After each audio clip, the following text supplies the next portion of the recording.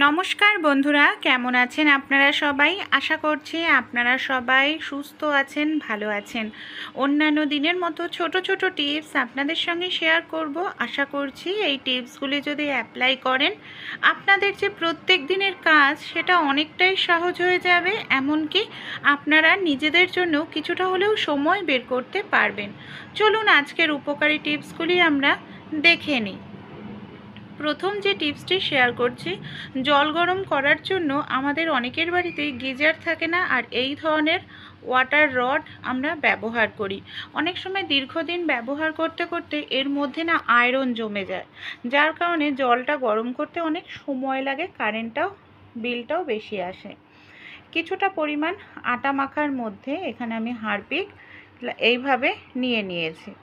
মানে সামান্য পরিমাণ নরম করে আটা মাখিয়ে নিন, তার মধ্যে হারপিক দিয়ে দিন। এবার কি করব, আমাদের যে মানে ওয়াটার হিটার রড রয়েছে জল গরম করার, তার মধ্যে আটাটা নিয়ে এইভাবে হারপিক দিয়ে খুব ভালো করে আটাটাকে লাগিয়ে রাখবেন কিছু সময়। তারপর আপনারা এইভাবে একটু আটাটা দিয়ে ডলে নেবেন। দেখবেন খুব সহজেই আপনাদের যে আয়রন জমে যায় এই ওয়াটার হিটার রডের, সেই আয়রনটা চলে যাবে।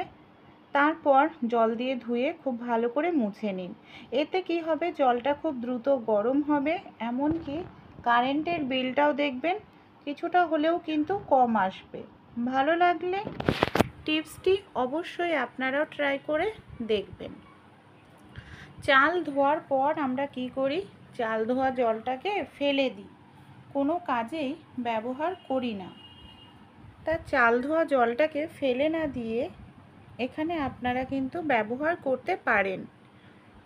একটি পাত্রের মধ্যে চাল ধোয়া জল নিয়ে নিয়েছি, কিছুটা পরিমাণ সাদা কালারের টুথপেস্ট নিয়েছি। খুব ভালো করে টুথপেস্টটা জলের সঙ্গে মিশিয়ে নিলাম। আমাদের বাড়িতে যে কাচের পাত্র থাকে, অনেক সময় দেখা যায় কাচের পাত্রটা মানে ঘোলাটে হয়ে গেছে, নতুনের মতো গ্লেজ নেই। কাচের পাত্রগুলোকে এইভাবে জলে ধুয়ে নেবেন, দেখবেন নতুনের মতো চকচকে হয়ে যাবে। পরের টিপসটি চলুন দেখে নিই। এখানে একটি মাটির প্রদীপ আমি গ্রেটারের সাহায্যে এইভাবে ধীরে ধীরে গ্রেট করে নিচ্ছি। আপনারা চাইলে মিক্সারের মধ্যে দিয়েও গুঁড়ো করে নিতে পারেন। এখানে আমি প্রায় 1 চামচ পরিমাণ মতো এই প্রদীপের গুঁড়ো নিয়েছি। এর মধ্যে আমি দিয়ে দেব কিছুটা পরিমাণ ডিটারজেন্ট পাউডার। আমাদের বাড়িতে যে নষ্ট হয়ে যাওয়া লেবু থাকে সেটাও দিতে পারেন, কিংবা সাইট্রিক অ্যাসিড কিনে এনে বাজার থেকে মিশিয়ে রাখতে পারেন। সামান্য পরিমাণ জল দিয়ে সব উপকরণ ভালো করে আমরা মিশিয়ে নেব। আমাদের বাড়িতে যেই ধরনের পিতলের, তামার পাত্র থাকে, অনেক সময় দেখা যায় কালচে হয়ে যায়। এটা পরিষ্কার করতে অনেকটা সময় লাগে, ঘষাঘষি করতে লাগে। তাই এই ধরনের একটি মিশ্রণ তৈরি করেই আপনারা সামান্য পরিমাণ হাতের সাহায্যে একটু ডলে নিলেই দেখবেন খুব সহজেই এটা নতুনের মতো চকচকে হয়ে যাবে। তামার ঘটিটাকে এইভাবে আমি একটু মিশ্রণটা দিয়ে ঘষে নিয়ে দেখাচ্ছি যে কতটা সুন্দর পরিষ্কার হলো। এমনকি কোনো রকম ঘষাঘষির প্রয়োজন পড়লো না, অনেকটা সময়ও আমাদের নষ্ট হলো না। এই দেখুন, জল দিয়ে ধোয়ার পর দেখছেন একেবারে নতুনের মতো চকচকে হয়ে গেছে ঘটিটা। ভেতরের দিকটা আমি ডলিনি, ভেতরের দিকটাও সামান্য পরিমাণ এবার মিশ্রণটা দিয়ে একটু ডলে নেব। পরের টিপসটি চলুন দেখে নিই। প্রেশার কুকারে আমরা কম বেশি প্রত্যেকেই রান্না করি। প্রেশার কুকারের ভেতরের দিকটা ভালো করে ডললেও অনেক সময় বাইরের দিকে তেল চুইয়ে পড়ে কিংবা নোংরা হয়ে যায়, যেটা অনেক সময় দেখা যায় আমরা পরিষ্কার করতে অনেকটা সময় ঘষতে লাগে, কারণ প্রেশার কুকারের নিচটাতে একেবারে নোংরা হয়ে গেছে। এর জন্য এখানে আমি একটি পুরনো মাটির প্রদীপ নিয়েছি। যেহেতু তেল কাস্টে আছে না, তেল কাস্টে দূর করার জন্য এখানে সামান্য পরিমাণ সাবান নিলাম। আর কোনো কিছুর প্রয়োজন নেই, সামান্য একটু জল নিয়ে নেব, মাটির প্রদীপ দিয়ে এইভাবে ঘষলেই দেখবেন আপনাদের যে প্রেশার কুকার তেল কাস্টের কারণে পুড়ে গেছে, কালো হয়ে গেছে, সেই প্রেশার কুকারও তলা নতুনের মতো চকচকে হয়ে যাবে। কোনো রকম ঘষা মাজার অনেকটা সময় লাগবে না, এমনকি স্কচব্রাইটের প্রয়োজন নেই। মাটির প্রদাপ পোড়া প্রদীপের সাহায্যে খুব সহজেই আমরা কিন্তু পরিষ্কার করে নিতে পারি যে কোনো পোড়া জিনিস। এইভাবে কিছু সময় আমি একটু ঘষে নিয়েছি। এবার জল দিয়ে আপনাদের ধুয়ে দেখাচ্ছি যে প্রথমে কীরকম পুড়ে গেছিলো তলাটা, এখন দেখুন একেবারে সাদা ধবধবে পরিষ্কার হয়ে গেছে। ভালো লাগলে আইডিয়াটি অবশ্যই আপনারাও অ্যাপ্লাই করে দেখবেন, আপনাদের সময়ও বাঁচবে, খাটনিও বেঁচে যাবে। এই ধরনের যে ছোট মাছগুলো হয়, চিংড়ি মাছ, এই ধরনের বাইম মাছ, ছোট ছোট এ ধরনের মাছগুলো খাওয়া, বাটা মাছ স্বাস্থ্যের জন্য ভীষণ উপকার। কিন্তু অনেক সময় কি হয়, এই মাছগুলোকে বাছতে আমাদের অনেক সময় লেগে যায়, যার কারণে আমরা এই মাছগুলোকে খাই না, বা দোকান থেকে কেটে আনলেও অনেকটা টাকা লাগে। তাই খুব দ্রুত কিভাবে আপনারা কাটতে পারবেন তারই একটি টিপস শেয়ার করছি। দেখুন এখানে যে চিংড়ি মাছটা নিয়েছি, কত দ্রুত আমি লেজের অংশ দিয়ে এইভাবে টান দিচ্ছি, কত সহজে খোসাটা পুরো বাইরে বের হয়ে আসছে। দেখুন এইভাবে পুরোটা আমি পরিষ্কার করে নিলাম চিংড়ি মাছটা। তারপর এখানে আমি দেখাচ্ছি এই যে এই ধরনের ছোট ছোট যে মাছগুলোর আঁশ ছাড়াতে অনেক সময় লাগে। আমাদের বাড়িতে যে হ্যান্ড উইস্কেট থাকে না, এটার সাহায্যে এইভাবে আপনারা একটুখানি টান দেবেন উল্টো করে, আর এইভাবে উল্টো দিক দিয়ে একটু টান দিলেই দেখবেন খুব দ্রুত আপনারা কিন্তু মাছের আঁশ ছাড়িয়ে নিতে পারবেন। ছুরি বটির থেকেও খুব তাড়াতাড়ি এইভাবে মাছের আঁশ কিন্তু ছাড়ানো যায়।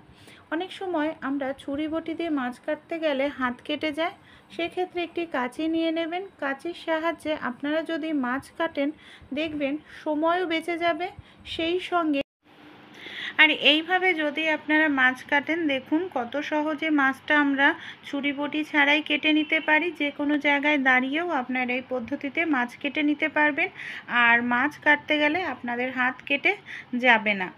ভালো লাগলে আইডিয়াটি ট্রাই করবেন। তাছাড়াও এই ধরনের অনেক মাছ থাকে যে মাছের আঁশ সহজে ছাড়ানো যায় না। এখানে আমি দেশি বাইম মাছ নিয়েছি। এই মাছের আঁশগুলো খুব ছোট ছোট হয়, এমনকি সহজে কিন্তু ছাড়ানোই যায় না। এই ধরনের আমাদের বাড়িতে যে চা ছাঁকনি থাকে, স্টিলের চা ছাঁকনি নিয়ে নিয়েছি, তার নেটটা যে লোহার থাকে, এই লোহার নেটের ওপরেই এখানে আমি এই মাছটাকে এইভাবে একটু ঘষে নিচ্ছি। তাহলে মাছের মধ্যে যে ছোট্ট ছোট্ট আঁশ আছে সেগুলো কিন্তু খুব দ্রুত ছাড়ানো হয়ে যায়। আর আপনাদের যে আইডিয়াটি ভালো লাগলো অবশ্যই আপনারাও ট্রাই করে দেখবেন, এতে আপনাদের কাজটা অনেকটা সহজ হবে। এমনকি আপনারা যে কোনো জায়গায় দাঁড়িয়ে বসে খুব সহজেই এইভাবে মাছ কেটে নিতে কিন্তু পারবেন। আমাদের বাড়িতে আমরা অনেক সময় ফোনে মুভি দেখি, বাচ্চারা কার্টুন দেখে, কিন্তু অনেকেরই ফোনের স্ট্যান্ড থাকে না। ফোনের স্ট্যান্ড না থাকার কারণে ফোনটাকে হাতে নিয়ে দেখতে হয়, যার কারণে চোখেরও ভীষণ ক্ষতি হয়। তাই এই ধরনের পুরনো চার্জার কম বেশি আমাদের প্রত্যেকের বাড়িতেই কিন্তু একটা দুটো থেকেই থাকে। এখানে একটি পুরনো ফোনের চার্জার নিয়ে নিয়েছি। ফোনের চার্জারটাকে এইভাবে রেখে তার উপর ফোনটাকে রাখলেই খুব সহজেই দেখবেন ফোনের স্ট্যান্ড তৈরি হয়ে যাবে, আর ফোনটাকে হাতে নেওয়ার প্রয়োজন পড়বে না, ফোনও আপনাদের পড়ে যাবে না। খুব সহজেই আমরা কিন্তু হাতে না নিয়েই ফোনে কাজবাজ করতে পারবো, মুভি কার্টুন দেখতে পারবো। পরের যে টিপসটি শেয়ার করব সেটা হলো জলপাই নিয়ে। জলপাই আমাদের স্বাস্থ্যের জন্য ভীষণ উপকারী, এমনকি এই ফলটা কিন্তু সারা সিজন এরকম টাটকা ফ্রেশ পাওয়া যায় না। কিভাবে আমরা ফ্রিজের মধ্যে 6 মাসের জন্য কাঁচা জলপাইকে স্টোর করে রাখতে পারবো। খুব ভালো করে জলপাইটাকে এখানে ধুয়ে নিয়েছি। এবার আমি জলপাইটাকে কেটে নিচ্ছি, 3 ফালি দিয়ে নেব, মাঝখানে আঁটি, দুপাশে কেটে নেব। আপনারা চাইলে গোটাও রাখতে পারেন। তারপর জলটা যে আছে জলপাইয়ের গায়ে খুব ভালো করে আমাদের মুছে নিতে হবে, যাতে কোনো রকম জল না থাকে। তারপর একটি কন্টেনারে ভরে ফ্রিজের মধ্যে রেখে দিলে অনেক দিন ভালো থাকবে, কারণ জলপাইয়ের গায়ে জল নেই, আর এটা 6 মাস রেখে দিলেও নষ্ট হবে না, পচবে না। অনেক সময় আমরা বাসন কোসন দেখা যায় রাত্রিবেলা খোলা রেখে দিই। রাত্রিবেলা আরশোলা, টিকটিকি, ইঁদুর বাসনের উপর দিয়ে যাতায়াত করে।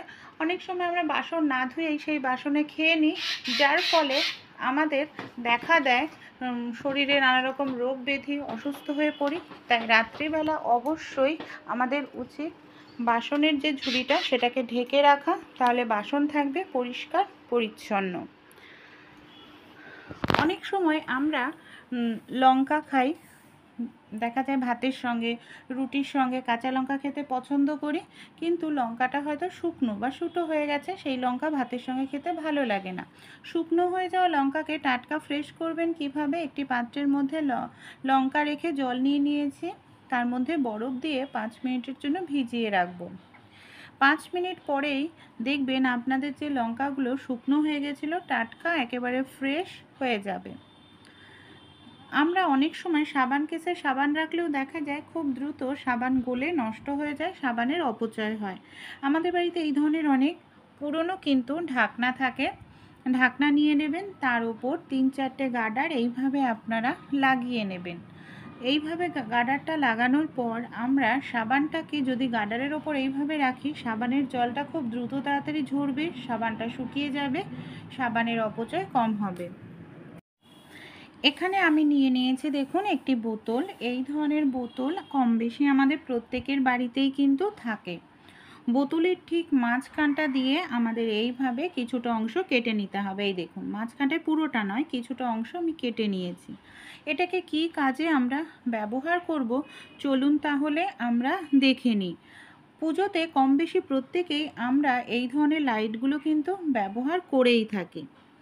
আর যখন লাইটগুলো আমাদের ব্যবহার হয়ে যায়, আমরা এখানে সেখানে রাখলে লাইটগুলোর মধ্যে ধুলো ময়লা পড়ে, অনেক সময় ইঁদুরের তার কেটে দেয়, এমনকি লাইটগুলো পরের বছর যখন ব্যবহার করতে যাই দেখা যায় আর জ্বলছে না, নষ্ট হয়ে গেছে, আবার কিনতে লাগে।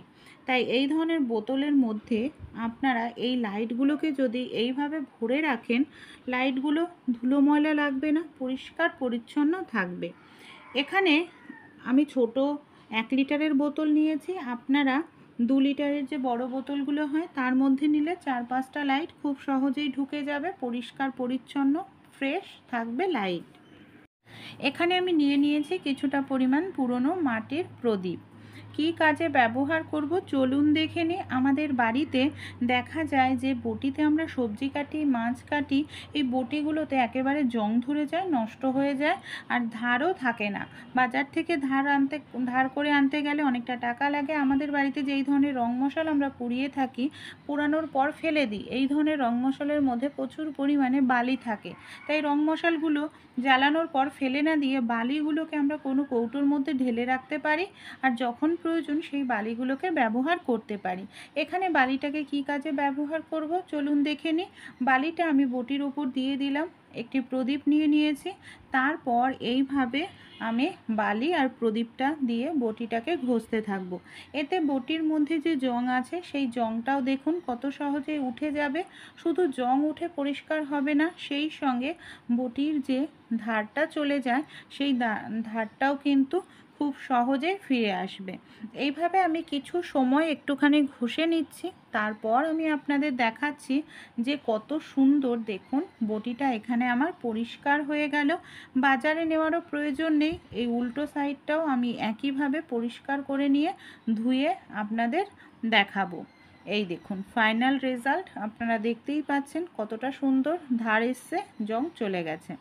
অনেক সময় প্রেশার কুকারে রান্নাবাড়ি করতে গেলে এইভাবে হয়তো পুড়ে যায়, জল কম দেওয়ার কারণে ডাল বা আমরা ভাত বসাই, এইভাবে পুড়ে গেলে পোড়া প্রেশার কুকার পরিষ্কার করতে সময় লাগে। 2-3টে পুরনো মাটির প্রদীপ দিয়ে সামান্য জল দিয়ে ঢাকনাটাকে বন্ধ করে দিন, কিছুটা ডিটারজেন্ট পাউডার দিলাম, ঢাকনাটা বন্ধ করে আমি এটাকে 1 মিনিটের জন্য গ্যাসের উপর রেখেছিলাম, তারপর চামচ দিয়ে এটাকে এইভাবে একটু ঘষে নিচ্ছি।